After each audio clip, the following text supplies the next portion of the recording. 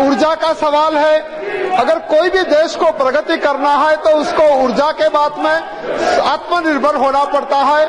और मैं अपनी सरकार और हमारे यशस्वी प्रधानमंत्री श्री नरेंद्र मोदी जी का बहुत बहुत आभारी हूं कि आने वाले 1000 दिनों में देश के सभी गांवों में ऊर्जा प्रदान करने का फैसला लिया गया है। मैं समझता हूं कि एक बहुत बड़ा फैसला है। मैं मंत्री जी से जानना चाहता हूं कि जहां तक एटॉमिक ऊर्जा का सवाल है, कई प्रकार की गलतफहमियां इस बारे में चलाई जाती है जापान के इंसिडेंट्स को या चेरनोबिल को इंसिडेंट्स को लेकर।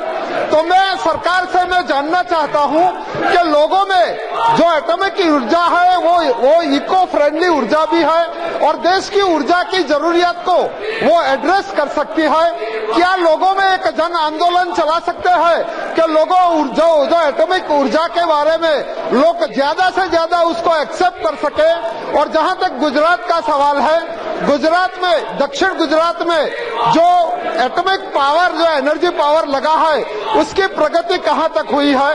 मुझे आपको बोलने का अवसर दिया, मैं आपका बहुत बहुत आभार व्यक्त करता हूं। धन्यवाद। आदरणीय सदस्य ने ये बड़ी महत्वपूर्ण जानकारी के लिए प्रश्न किया है और 2 भाग में प्रश्न है।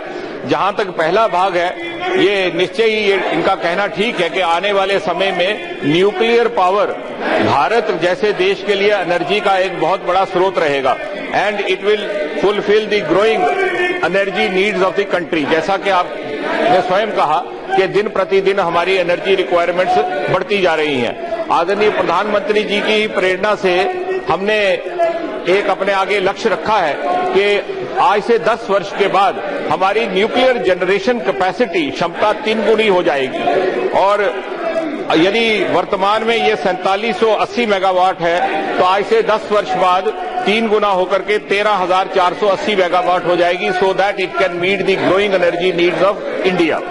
और दूसरा जो प्रश्न है कि इससे जो जिस प्रकार की धारणाएं फैलाई जाती है कि इससे कोई हेल्थ हैजर्ड होता है, कि नुकसान होता है, प्रधानमंत्री जी की ही प्रेरणा से जीरो डिफेक्ट और जीरो इफेक्ट के मंत्र को आगे चलाते हुए हम इस पर कार्य कर रहे हैं। इसका आपका कहना सही है कि इसमें हमने सिविल सोसाइटी के प्रतिनिधियों की, एनजीओज की भागीदारी से भी अभियान आरंभ किया है, ताकि जिन्हें प्लांट्स को स्थापित करने में इसलिए रुकावट आ जाती है कि वहां की स्थानीय जनता में इस प्रकार की धारणा फैलाई जाती है कि इससे वहां के लोगों के स्वास्थ्य की कोई हानि रहेगी, तो उनको हम तर्क के साथ, आंकड़ों के साथ ये आश्वस्त कराने का प्रयास करते हैं। जैसे उदाहरण के तौर पर हम उन्हें ये समझाते हैं कि भाभा एटॉमिक सेंटर को स्थापित हुए आज 61 वर्ष हो गए, 1955 में हुआ था। आज तक वहां पर काम करने वाले किसी भी वैज्ञानिक को रेडिएशन हैजर्ड के कारण कोई बीमारी हुई हो या कोई और हानि पहुंची हो, इस प्रकार का कोई प्रमाण नहीं है। और जहां तक विदेश में हुए हादसों और दुर्घटनाओं का संबंध है, आपने इशारा किया जापान और फुकुशिमा में, उसके लिए भी हमने सेफगार्ड्स लिए हुए। फुकुशिमा का जो दुर्घटना रही उसके अनेकों कारण थे, वो सिस्मिक जोन में था, लेकिन हमारे अधिकतर प्लांट्स जैसे कि कुंडलम उदाहरण के तौर पर, they are far beyond the seismic radius.